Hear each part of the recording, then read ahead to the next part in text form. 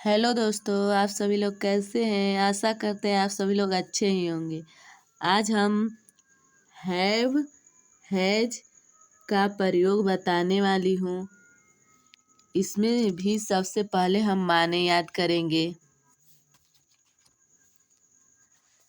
I means मैं, we means हम, you means तुम, THEY they means way, he means वह, यच SHE मीन्स वह, एक ही मीन्स वह, यह पुरुष के लिए लगता है। SHE मीन्स वह, यह स्त्री के लिए लगता है। सी स्त्री के लिए लगता है, ही पुरुष के लिए लगता है। जैसे नाम में हो गया रामू, तो रामू में ही लगेगा। राधिका आ गया तो राधिका में सी लगेगा। इट मीन्स यह। नियम नंबर पहला, पास है, रखता है या रखते हो के लिए दे तथा बहुवचन के साथ हैव लगाते हैं।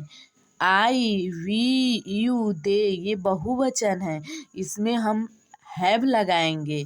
और ही सी इट एक वचन कर्ता के साथ हैज लगाएंगे।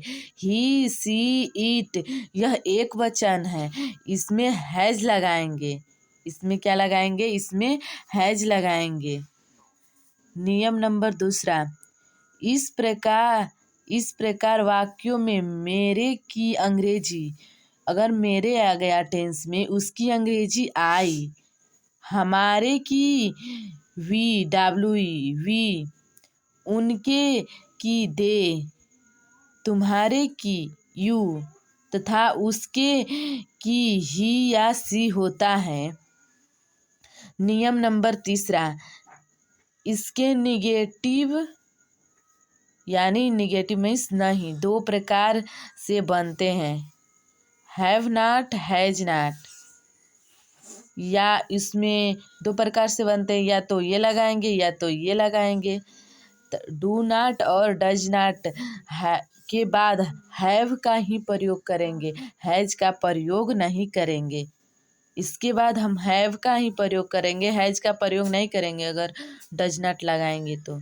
नियम नंबर तीसरा, इसी प्रकार इंट्रोगेटिव मीन्स प्रश्नवाचक चिन्ह होता है। ऐसे होता है चिन्ह, लास्ट में लगा रहता है। बनाने की दो तरीके होते हैं।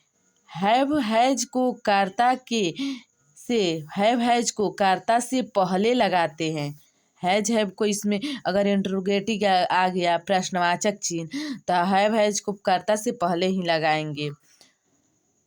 डू डज लगा दो, या दो नियम है, या तो हैज हैव लगाओ या तो डू डज लगा दो। और बाद में हैव का ही प्रयोग होता है, और बाद में हैव का ही प्रयोग करेंगे। अगर डू डज लगाएंगे तो उसमें बाद में हैव का प्रयोग जरूर करेंगे, हैव का। इसके नियम के अनुसार अब टेंस कैसे बनाते हैं इसमें देख लीजिए। मेरे पास 2 कलमें हैं। मेरे को हम यहाँ पर अंग्रेजी बताई थी पीछे, आई देखो मेरे बहुवचन है, इसलिए इसमें हैव लगा है। I have 2 pens. पेन्स क्यों लगा? कलमे हैं, कलमे बहुवचन हो गया तो इसमें एस लगाएंगे। रामू के पास एक घड़ी है। Ramu has a watch. Ramu के पास एक घड़ी है, तो रामू एक वचन हो गया। अगर किसी का नाम आ गया तो वह एक वचन हो गया।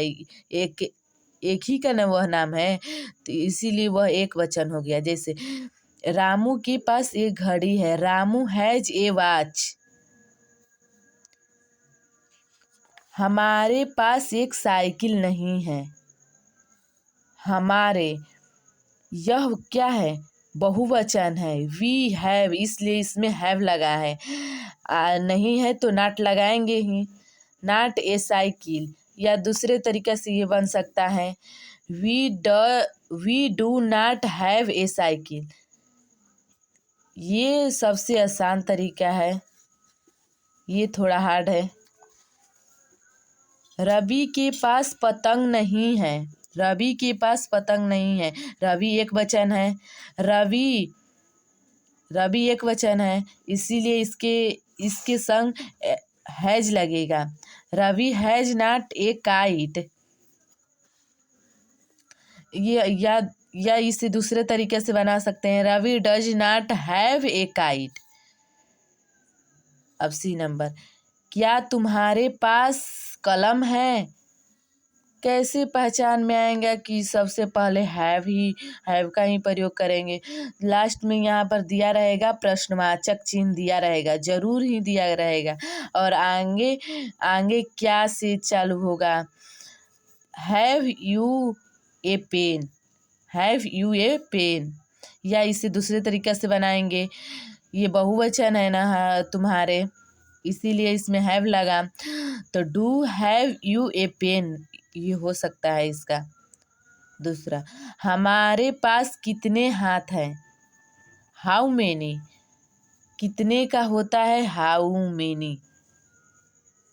How many hands have you.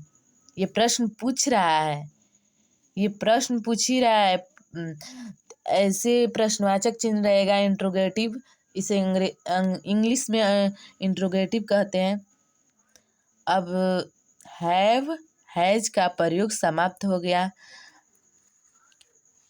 मेरी वीडियो कैसी लगी आप लोग शेयर करिए, सब्सक्राइब कीजिए और कमेंट करके अगर नहीं आएगा आपको समझ में, कमेंट करके पूछ सकते हैं।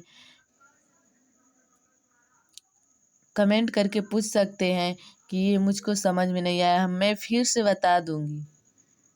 ठीक है, अब यह हैज हैव का प्रयोग समाप्त हो गया।